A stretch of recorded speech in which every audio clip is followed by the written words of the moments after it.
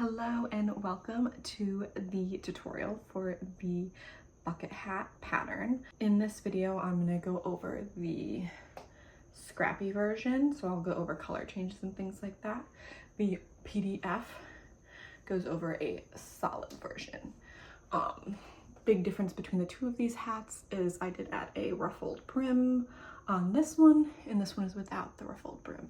So I am just going to show you what they both look like on, and then we'll get into it. Ruffled brim first. So totally personal preference if you add the ruffled brim. Here's what that looks like on.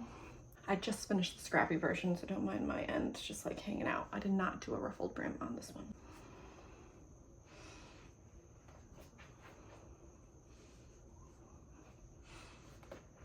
So this one lays a little bit flatter. But let's get to the tutorial. So supplies: cotton weight yarn 3 or 4 and an H or 5mm hook. You're going to start by your magic ring method of choice. I use a slip knot, so you tie your slip knot. You're going to insert your hook into the slip knot and pull loop through. So you have a loop on your hook, and then you're going to chain 1 by yarning over and pulling through. And then we're going to start doing single crochet. So single crochet is going to be inserting your hook, pulling a loop through, 2 loops on your hook, yarn over, pull through both loops. And we are going to do a total of 8 single crochets. So here's 2, 3, 4, so you see me counting them here, 5, 6, 7.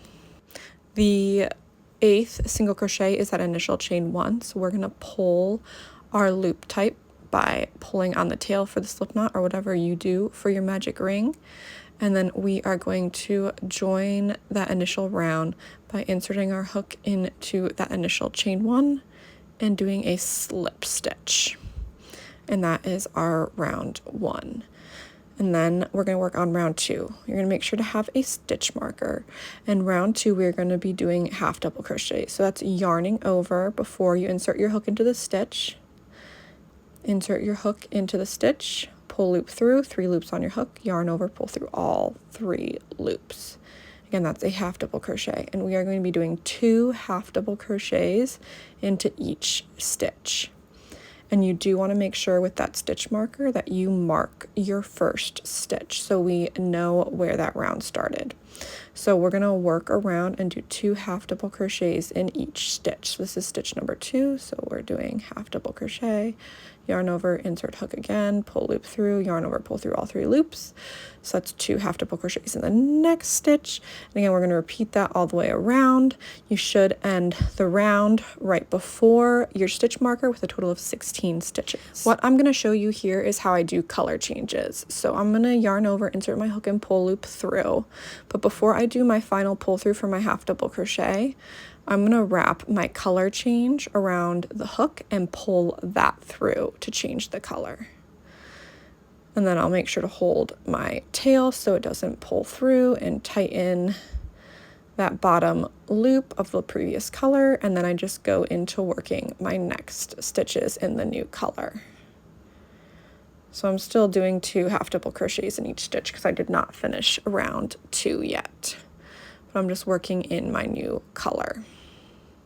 So that's just how I do a color change, because for the video tutorial, I am doing kind of a scrappy bucket hat, so I will be doing a lot of color changes just to go over how to do them with you. The PDF is just a solid bucket hat with no color changes. So working on 2 half double crochets in each stitch. And if I was to count right now, it should have 16 stitches, and I got to my stitch marker. So we're going to take that stitch marker out for now, and we're going to be starting round 3. So round 3 is we're going to alternate between 1 half double crochet and 2 half double crochets. So in the first stitch, we're going to do 1 half double crochet, and in the second stitch, we're going to do 2 half double crochets. After you do that once, make sure to grab that stitch marker and put it back into that first stitch so you know where you started that round. and then continue the pattern. So 1 half double crochet and then 2 half double crochets in each stitch around. Reference the pattern PDF for your total stitch count. I am going to walk you through another color change. So when you want to change your color, don't do the final pull through of the half double crochet. So leave those 3 loops on your hook and get your next color. Then you're going to wrap that around your hook and pull through to change your color and tighten the previous color to kind of lock it in place, and then go right back to doing your half double crochets. And again, I'm in round 3, so I'm doing 1 half double crochet followed by 2 half double crochets in the next stitch. So this stitch here will be 2 half double crochets. And we will repeat that around until we get back to our stitch marker, and I will meet you there.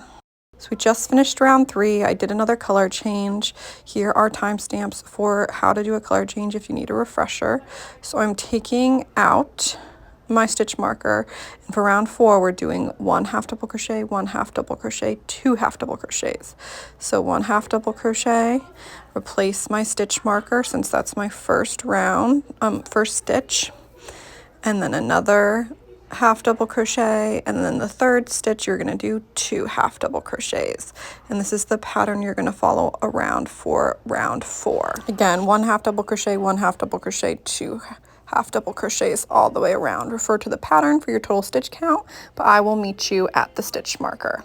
So we just finished round 4 and we are going to start round 5. Again, I did another color change, but for round 5 you're going to do 1 1 1 and then 2. So 1 half double crochet, 1 half double crochet, 1 half double crochet, 2 half double crochets, and repeat that around. So we're just adding a half double crochet each time we go around. Again, reference the pattern PDF, how many rounds you need to do depending on the size that you're making, but I will meet you here, which is my finished top. So this top has a total of 8 rounds, I believe. In the PDF, that one has a total of 10 rounds. Again, it really depends on the yarn you're using and who you're making it for. I wanted this one to be a little bit tighter of a fit of a bucket hat, and the one in the PDF is a little bit less tight. So now that we're working on the body of the bucket hat, we're simply just doing 1 half double crochet in each stitch. I do want you to make sure that you move that stitch marker to the first stitch of this round just so you can keep track of how many rounds you're doing for your body. And I'm just going to go through another color change here. Again, you don't do the final pull through of your half double crochet. You loop the new color around your hook, and then you return to your half double crochets. But we're working on the body of the height of the bucket hat, and for that it's simply just 1 half double crochet in each stitch. So you'll just repeat that around and around until you get the height of the hat that you'd like.